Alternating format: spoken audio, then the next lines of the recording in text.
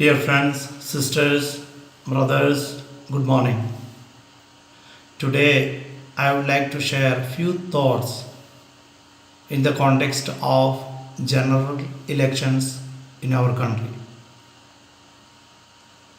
All the Indians, in one way or the other, are linked with the politics of this particular country. One can be a student or maybe a professional like an engineer or a computer software expert. One can be a farmer or a businessman, or can be a religious nun or a priest, maybe a Swamini or Swami. One can be a resident Indian, non resident Indian, or maybe an overseas citizen of India, etc. And let it be in whatsoever walks of life. One can never ever say that I am totally free from Indian politics. When a citizen buys provisions for his day to day life, when he needs clothes, when he constructs a house for him to reside, when he acquires a bus ticket or train ticket or a national or international air ticket, the price of the product or service that he buys depends to a great extent upon the political policy and the tax system implemented by the government of India. Participating in the election campaign of a democratic country is one of the best ways of politically educating the citizens of that particular nation. And therefore, I think that it is our responsibility to participate actively in the political campaign, air our opinions so that everybody can reflect and make right conclusions. Moreover, the constitution of our country guarantees the freedom of expression, and it seems to me that it has come the most needful moment for each and every citizen to exercise it properly. As we all know, the citizens of India are approaching the general elections with a crucial political scenario. This election is very decisive and is of great importance because it can make the history of India for a better and brighter future, or it can be on the contrary. Principally, the main opponents at the national level are the Congress-led UPA Progressive Alliance, United Progressive Alliance, and the National Democratic Alliance led by BJP, NDA. Almost all the forefront freedom fighters for our independent India were the members of the Congress party, supremely led by Mahatma Gandhi, a man of truth, non-violence and peace. When, sorry, we can never forget that he became a martyr for us, for the religious tolerance in our nation and for the integrity of this beautiful country. The independent India that was envisaged by our freedom fighters is a country of religious coexistence. They dreamt for a free India which finds unity in diversity, irrespective of caste, creed, religion, language, food, and clothing style, etc. This unity in diversity is a unique characteristic of our country, and this aspect of our nation is that much fascinating that no true, genuine believer can deny that diversity is the will of the Supreme.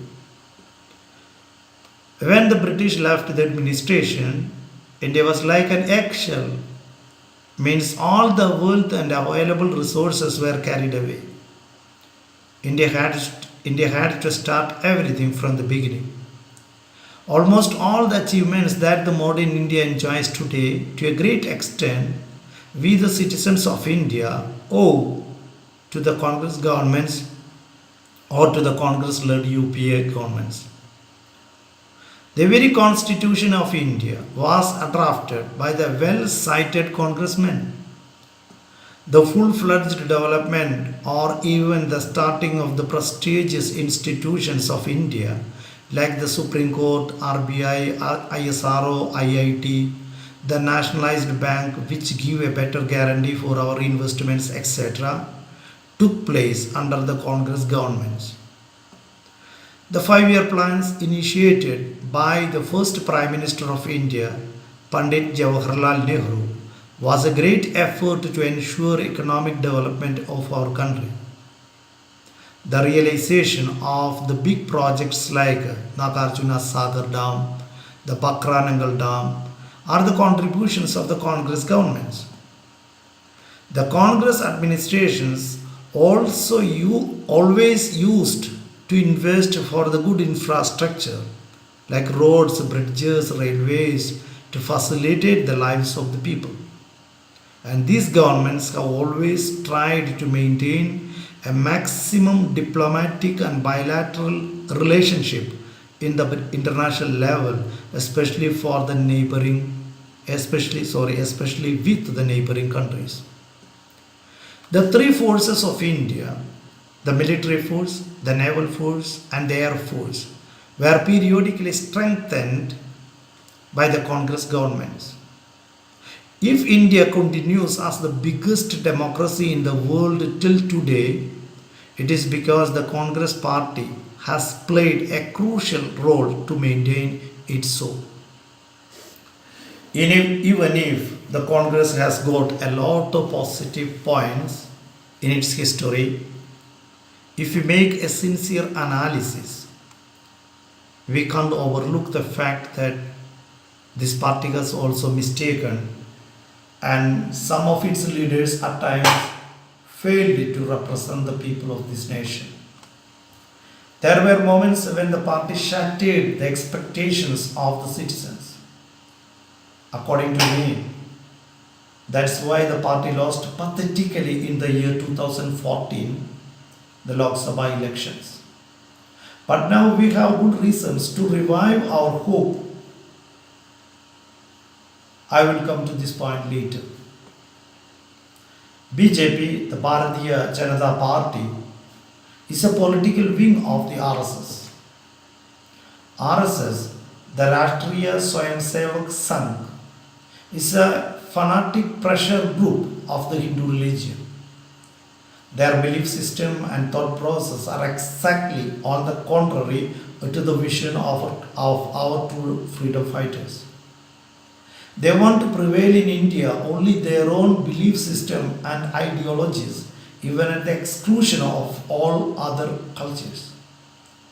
They try to instigate Hindutva, that is only Hindu dominated country to come to power, which is not at all the culture and civilization of a true, real, genuine Hindu. The BJP is a party of religious intransigence and intolerance. They do everything to create a false sense of patriotism, manipulating the innocent Hindus with the provocation of the idea of majority, and that letting the BJP to come to power is the true nationalism. And these party leaders have their own vested interests. And if we look impartially, the last 5 years BJP administration, we can perceive that it was at the service of the privileged elite class. As per the World Bank, India is one of the fastest growing economies in the world.